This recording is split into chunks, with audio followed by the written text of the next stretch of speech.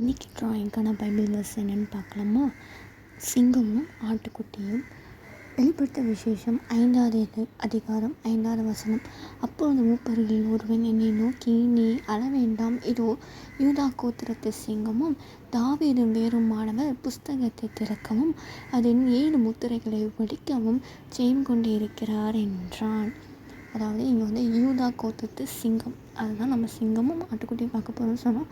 இதில் ஹைலைட்ஸ் என்னென்னா யூதா கோத்திரத்து சிங்கம், இசப்பா யூதராஜ சிங்கமாக இருக்கார்ல. ஸோ யூதா கோத்திரத்து சிங்கம், அதை பற்றி ஃபுல் டீட்டெயில்ஸ் பார்க்கலாமா? யூதா கோத்திரம் அப்படின்னாவே ஒரு பவர்ஃபுல், ஒரு இம்பார்ட்டண்ட்டான ஒரு கோத்திரம்னு அர்த்தம். ஸோ யூதானாவே அதோட துதித்து பாடுறது, துதிக்கிறது, நன்றி செலுத்துறது, praise and thanksgiving. So இவங்க யூதா யாருக்கு பிறந்தாங்கன்னா லேயாளுக்கு பிறந்தவங்க. லேயாளோட 4th சன் தான் யூதா. ஸோ அவங்க பிறந்ததுனால லேயாள் நான் கர்த்தரை துதித்து பாடுவேன் அப்படின்னு சொல்லி தான் யூதான்றது பேரை வைக்கிறாங்க. ஸோ யூதா அப்படின்னு யூதராஜா யூதராஜ சிங்கம் அப்படின்னா அந்த மேசியாக தான் குறிக்கும், இசப்பாவை தான் குறிக்கும். ஸோ இஸ்ரவேல் ஜனங்கள் கானான் தேசத்துக்குள்ளே கர்த்தர் அவங்களுக்கு ப்ராமிஸ் பண்ணி கொடுத்த கானான் தேசத்துக்குள்ளே பிரவேசிக்கும் போது அப்போ யூதா தான் ஃபஸ்ட்டு அந்த லேண்டை அந்த சுதந்திரத்தை பெற்றுக்கொண்டவங்களா இருக்காங்க. அங்கே இருக்க ஜனங்கள் இஸ்ரேல் ஜனங்கள் கம்மி தான், பாப்புலேஷன் கம்மி தான். ஆனால் அந்த லேண்ட் அக்ரிகல்ச்சர், அந்த லேண்ட் அதிகமாக ஆண்டவர் கொடுத்தாரு. கானான் தேசத்தில் பிரவேசிக்கணும்னு கொஞ்சம் தான் இருந்தாங்க இல்லையா? அந்த 2 பேர் பார்க்க போனோம், அந்த ஆரோனும் இன்னொருத்தவங்க 2 பேரும் தான் அவங்களுக்கு பின் வர ஜென்ரேஷன் மட்டும்தான் கானான் தேசத்துக்குள்ளே பிரவேசிச்சிங்க. ஸோ மக்கள் கொஞ்சம் தான் இருக்காங்க. அவங்க கொடுத்த தேசம், அந்த லேண்டு அக்ரிகல்ச்சர் யூஸ் பண்ணுறதுக்கு ரொம்ப பெரிய லேண்டாக இருந்துச்சு.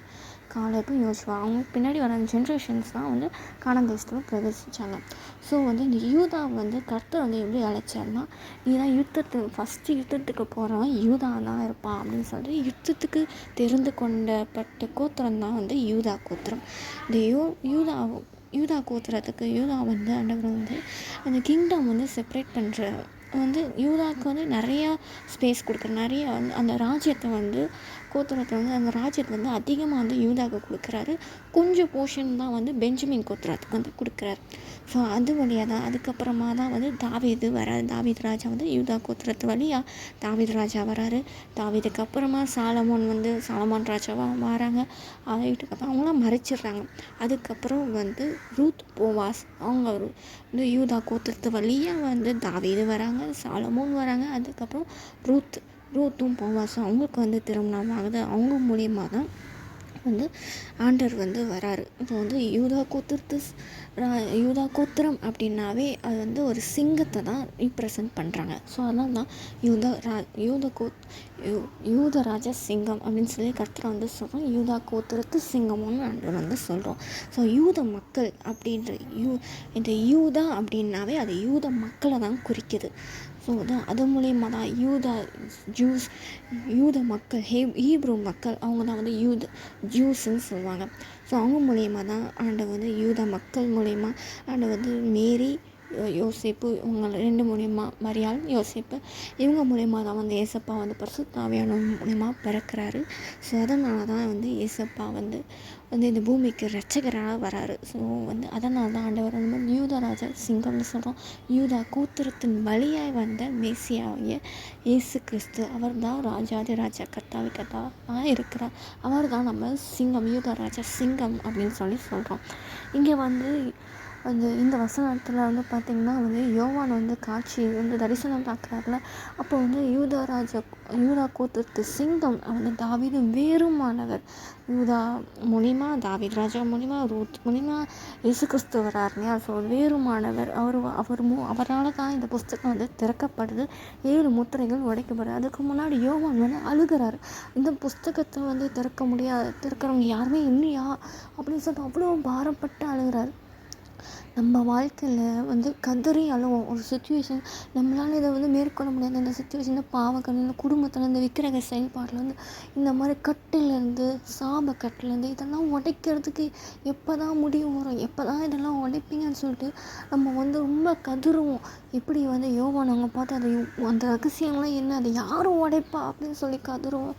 கதறி அழிந்து ஜெபிப்பார்ல யோவான். அந்த மாதிரி தான் நம்ம ஆண்டவர் சமூகத்தில் நம்ம குடும்பத்துக்காக நம்ம உத்தரவாதம் எடுத்து கர்த்தர்கிட்ட மன்றாடி அழுந்து ஜெபிக்கணும். இந்த சாபக்கட்டெல்லாம் உடைத்தேறீங்க ஏசப்பா, இந்த பிசாசிக்கிறீங்களா உடைத்தேறீங்க ஏசப்பா, விக்கிரக செயல்பாடலாம் உடைத்தேறீங்க ஏசப்பா அப்படின்னு நம்ம சொல்லி நம்ம குடும்பம் சங்கதி முன்னோர்கள் செய்த பாவத்தெல்லாம் உடைத்தேறீங்க ஏசப்பான்னு சொல்லி நம்ம ஊக்கமாக அழுந்து பாரத்தோட ஜெபிக்கும் போது நிச்சயமாக யூத ராஜா சிங்கம்மா ஏசப்பா வந்து எப்படி அந்த முத்திரைகளை வந்து அந்த புஸ்தக சுருளை வாங்கி அந்த 7 முத்திரைகளை ஒன்றொன்னா உடைச்சாரோ, ஜெயம் கொண்டவராக இருக்கிறாரோ, அதே போல் நம்ம வாழ்க்கையில் நம்ம குடும்பத்துலேயும் நம்ம எல்லா குடும்பத்தோட வாழ்க்கையில் செய்கிற பாவங்கள், அக்கிரமங்கள், மீறுகள், பிசாசுக்கிரிகள், சாபங்கள், நோய் கட்டுங்கள், சாபக்கட்டுகள், விக்கிரக ஆராதனை எல்லாத்தையும் ஏசப்பா ஒன்றா உடச்சி ஆண்டவர் ஒன்றும் இல்லாமல் போகும்படி செய்வார். நிச்சயம் நம்மளும் ஏசப்பா ஜெயம் கொண்டது போல நம்மளும் ஏசப்பாக்குள்ளாக நம்ம நிச்சயம் ஜெயம் எடுப்போம். நம்ம ஆண்டவர்கிட்ட ஊக்கத்தோட கண்ணீரோட பாரத்தோட குடும்பத்தில் இருக்க எல்லாத்துக்காக ரட்சிப்புக்காக ஜெபிப்போம். அடுத்தது வெளிப்படுத்த 13வது அதிகாரம் 8வது வசனம். உலகம் தோற்றம் முதல் அடிக்கப்பட்ட தேவ ஆட்டுக்குட்டியானவருடைய ஜீவ புஸ்தகத்தில் பேர் எழுதப்பட்டிராத பூமியின் குடிகள் யாவரும் அதை வணங்குவார்கள். அதாவது இங்கே வந்து உலக தோற்றம்னு அடிக்கப்பட்ட ஆட்டுக்குட்டி. முன்னே வந்து சிங்கம் பார்த்தேன், இப்போ ஆட்டுக்குட்டி பார்க்குறோம். உலகம் தோற்றம் முதல் அப்படின்னா ஆண்டு வந்து பூமியை படிக்கும் போது ஆதாம் ஏவாள் படிக்கும்போது அவங்க பாவம் செஞ்சப்போ ஆண்டு வந்து அவங்களுக்கு ஒரு தோல் உடையை ஏற்படுத்தி அவங்கள வந்து ஏதேன் தோட்டத்துலேருந்து வெளில வந்து போக சொல்லிட்டார். ஸோ அவங்க பாவம் பண்ண நிமித்தம் ஒரு மிருகம் அதை அடிக்கப்பட்டிருக்கு இல்லையா. மெயினாக அது வந்து ஆட்டுக்குட்டியாக தான் இருக்கும்னு நம்ம விசுவாசிக்கிறோம். ஏன்னா பழைய ஏற்பாட்டில் ஒன்றுமே பலி செலுத்துறதுக்கு, பாவ நிவாரண பலி செலுத்துறதுக்கு ஆட்டுக்குட்டியை தான் தேர்ந்தெடுத்திருக்காங்க. அப்போ கர்த்தரும் வந்து ஆதாம் ஏவாள் பண்ண பாவத்துக்கு ஆட்டுக்குட்டியை தான் நிச்சயம் தேர்ந்தெடுத்திருப்பார். ஸோ ஆட்டுக்குட்டியின் ரத்தத்தினால நம்மளுக்கு மீட்பு உண்டு இல்லையா, ரட்சிப்பு உண்டு இல்லையா. அது ஆட்டுக்குட்டி தோல் நிமித்தம் அவங்க வந்து அந்த நிர்வாணத்தை மூடி வந்து ஏதேன் தோட்டத்திலேருந்து வெளில கொண்டு வந்தார். ஸோ நமக்காக அடிக்கப்பட்ட வந்து ஆண்டவராக இயேசு கிறிஸ்து மெய்யான மேசியா, அவர் தான் நமக்காக ஒரே தரமாக பலியானவர். வாயை திறவாத ஆடை போல் அவர் இருந்தார். சிலுவையில் நமக்காக ரத்தம் சிந்தார், மீட்பதாய் நமக்கு வந்து வந்தார். நம்மளை மீட்டு கொண்டதுக்காக அவர் வந்தார். நமக்காக எங்களை அக்கிரமங்கள், பாவங்கள் எல்லாவற்றையும் சிலுவையில் சுமந்தார். ஸோ அவரை வந்து நம்ம ஏற்றுக்கொள்ளும் போது நம்ம வாழ்க்கையில் ஆண்டவர் வந்து பெரிய காரியங்களை செய்வார். நம்ம பாவம் செய்த நிமித்தம் அவர் வந்து பலியானார். ஸோ இனி நம்ம வந்து வாழ்க்கையில் பாவம் செய்யாதபடி நம்ம காப்போம். ஏசப்பா நாமத்தினால நம்ம காக்கப்படணும். ஆண்டவர் நம்ம பாவம் செய்ய தப்பு செய்ய திருப்பி ஏசப்பா நம்ம வந்து சிலுவையில் அறிய ஒப்பு கொடுத்துட்டே இருக்கோம். ஸோ அதனால் நம்ம திருப்பி ஒரே தடவை ஜீவ பலியாக ஆனார். ஸோ நம்ம வந்து ஒரு தடவை ஏற்கனவே ஆண்டவரை சிலுவையில் அடிச்சிட்டோம். ஆனால் திரும்ப நம்ம பாவம் செஞ்சு ஏசப்பா வந்து திருப்பி நம்ம சிலுவையில் அறைய ஒப்பு கொடுக்க வேண்டாம்.